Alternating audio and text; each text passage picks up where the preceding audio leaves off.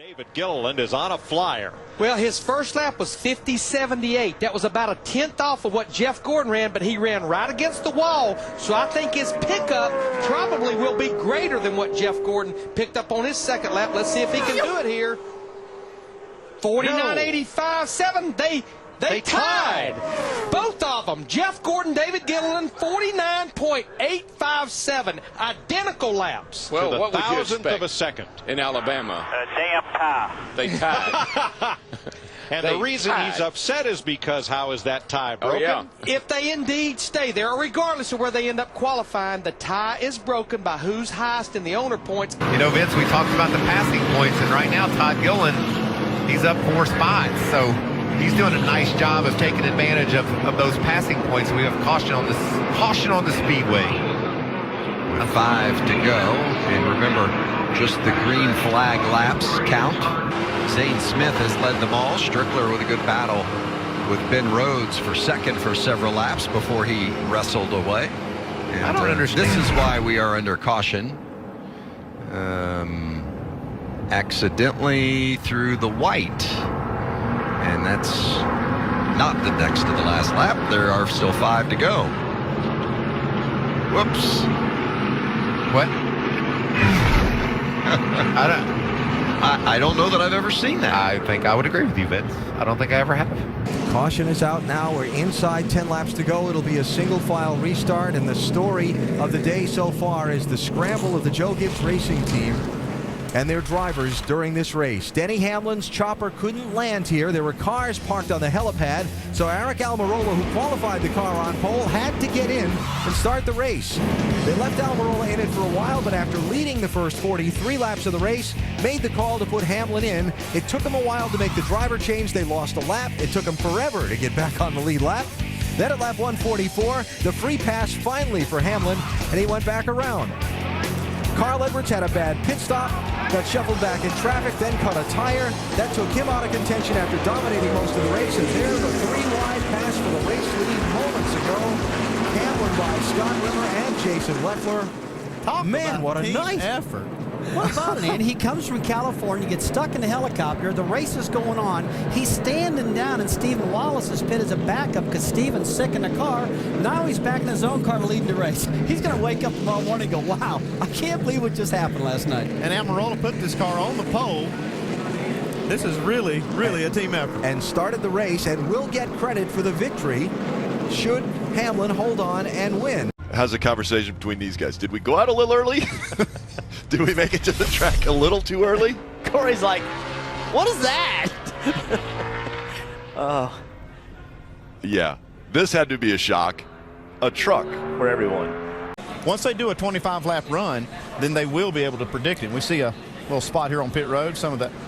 Let's show you what happened. That's why we are still running under caution, waiting for the green. Now watch the dryer coming by and just blew up the asphalt right off the edge there of pit road, right where the asphalt and concrete seam comes together as they were trying to dry it. It just blew a big hole there in the asphalt right where you come off of pit road or come onto pit road exiting turn 4.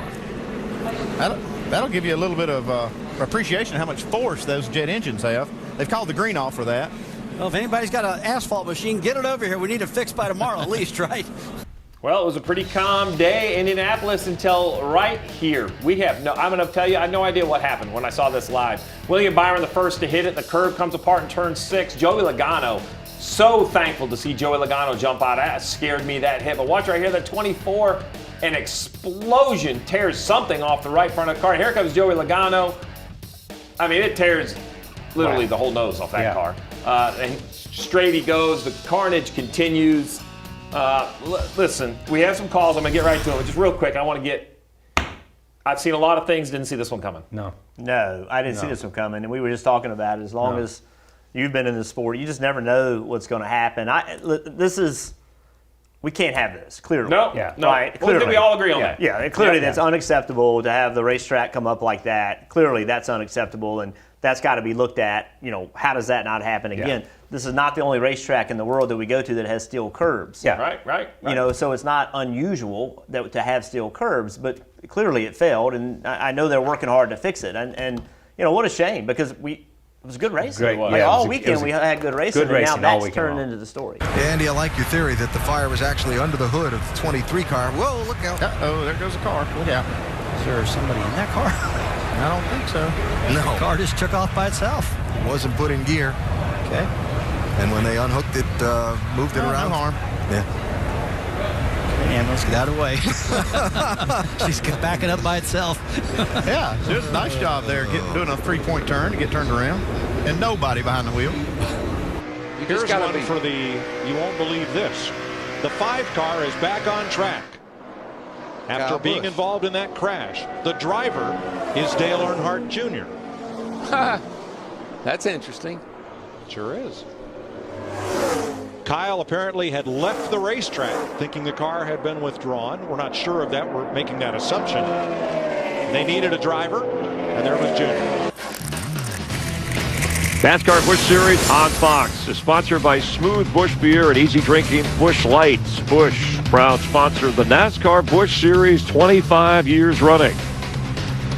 And let's take a Visa race break. The Hollywood Hotel at Bristol Motor Speedway. These are live pictures of snow in the area. It snowed a little bit earlier, and it's really coming down now. We've had a couple of leaders, 2 lead changes, 3 cautions in the race, 32 laps in.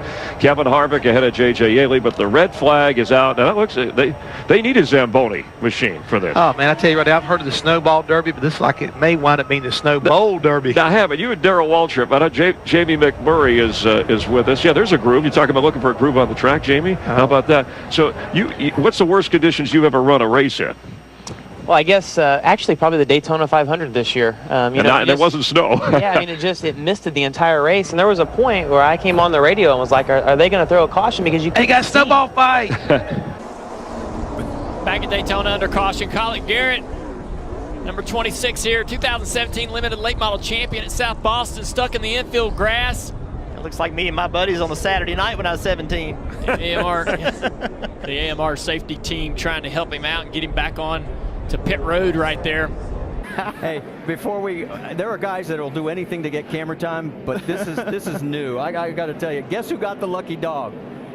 You got it. No. Yeah. Kenny Wallace. Kenny Wallace, the 5th time. We got to have a new record and a new trophy at the end of the season because there he is.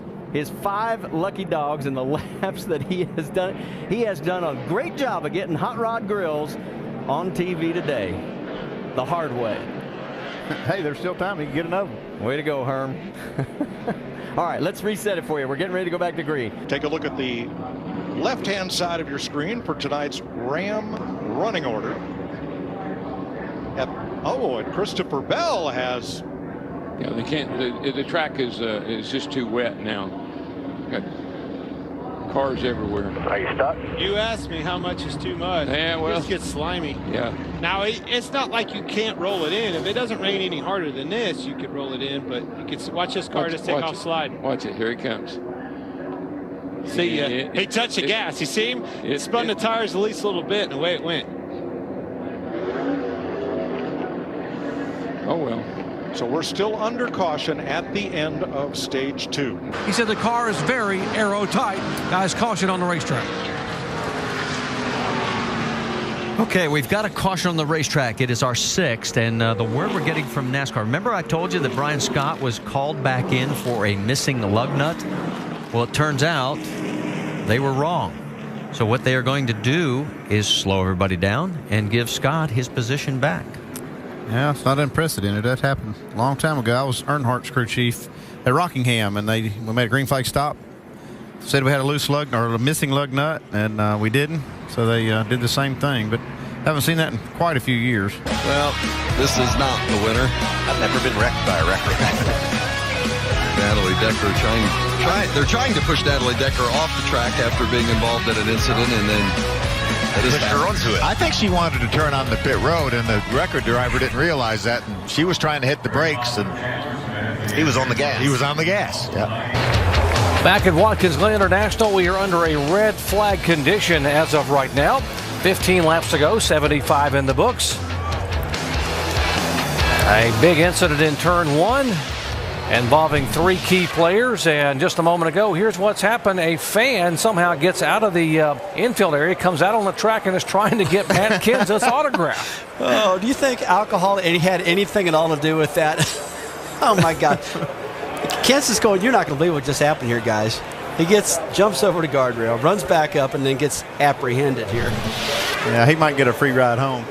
So consider what we've seen to this point as the parade laps. When they get back to green, then the laps will count again, and we will have live scoring again. For right now, and it doesn't look like that's going to be the case, Chase Briscoe definitely the leader at Bristol Motor Speedway. So when they signal the cars back out onto the racetrack, Kyle Busch would then move up to the front. And let's explain what's happening on the racetrack now. They had these. All right, thank you, Jack. Well, the pace car, we understand, has been stolen. The officials are not driving this thing, and somebody has actually gotten in the pace car and stole it. There are at least 2 policemen on motorcycles, plus this car, that are pursuing the pace car right now. And up till now, the pace car has not been caught. They've created a roadblock there coming off of turn number 4, head toward the tri-oval, and we think there is some unusual drama occurring here. Let's see what happens when he gets to the roadblock. Will he try to go through it, or will he stop and be captured? And I guess he's going to stop. Well, this is certainly Well, I've heard the story of that man who makes a living by going around crashing parties, but this is certainly a first. And you can see the crowd standing and applauding the officials who finally have captured this.